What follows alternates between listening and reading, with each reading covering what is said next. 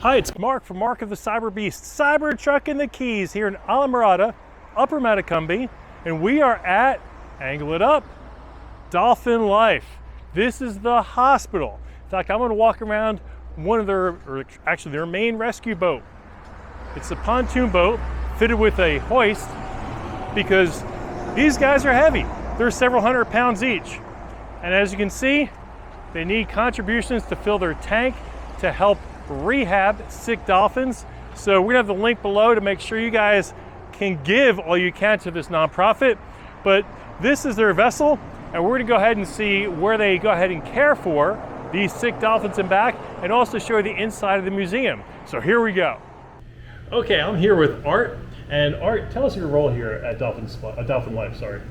My name's Art Cooper, and I'm the director of Strandings. And remember, the last episode we rebranded to Dolphin Life. As you can see in the TV behind us, it's a new Dolphin Life. And that boat out there, that's your role right out there. That's what you do? My main function is to go out and rescue small whales and dolphins when they're in need and in peril. And we're going to show everyone kind of what you do with the skill set you have back here. But I want to first show people, you have some shirts over to the right of me. You've got some shirts over to the left, and actually some Christmas items back there, and some prints. So they have a full gift shop here, but we're gonna go ahead and walk through the museum. And this is a great place, especially bring the kids. Art, I know all ages probably be great here, but is there a particular age that really is advantageous for this museum? We have found that even really pretty young kids are enjoying this experience. This is an exploratorium, combining the idea of animals that may end up on the shore and live in our oceans, and an area to explore. Awesome. Well, we've got a bunch of stuff here now. We're not going to ruin the museum tour for you who are going to come down to Upper Matacumbi and check this out on a rainy day, or maybe even a sunny day you want to cool off. But in here, it's really, you've got tanks, you've got a lot of material, really about all different kinds of animals. And this is one of my favorite places here.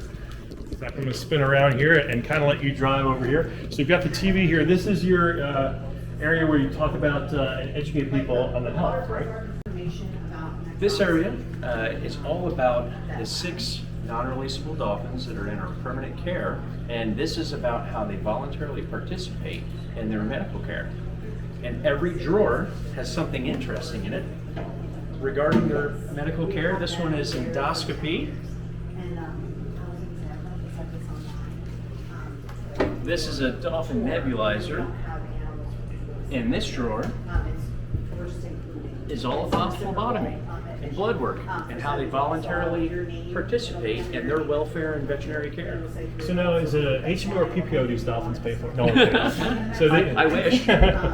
They get this care for free, and you learn from this, but they really, those dolphins in captivity that we saw in the last episode, they really get the best care, right? They get better medical care than we do by far. There is no waiting and no referrals. Awesome. Now we're going to go out back and we're going to see what is really the piece de resistance, right? This is the big tank. So let's go take a look at that. Come on out. Well, here we are in the pool, and the interesting thing is we have this amazing echo. So if you hear an echo there in YouTube land, it's not YouTube, it's not anything else, it's this tank. That is live and direct. That is real echo. This is a 40-foot diameter, 6-foot tall rescue pool that'll be filled with organic salt water.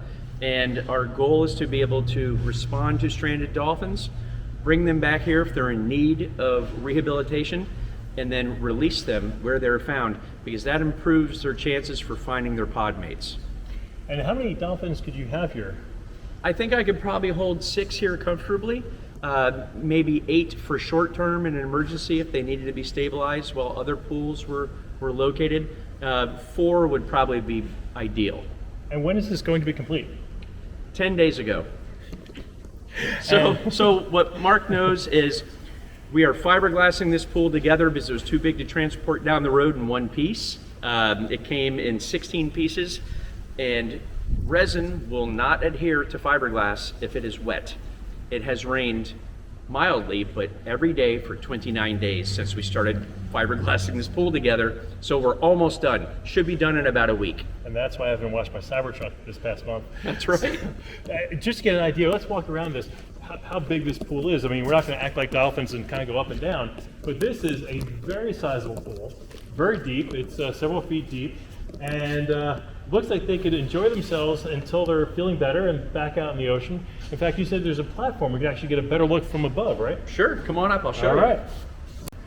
Okay, well, here we are at the platform up on top. This is a really cool Trex platform you got here, and you guys can really get an idea of just how big this pool is. And Art was saying that when these animals are sick, they get more hands-on care than just swimming around, right? Absolutely. Part of the reason why they would end up with us is because they're out of gas. And they're really not feeling well. And our job is to support them and get them back on their feet, so to say. And by the time that they're swimming well and feeling well, we want them back in the ocean where they came from. So this is going to be very temporary, and this is going to be used by pretty much any animal people find throughout the Keys, correct?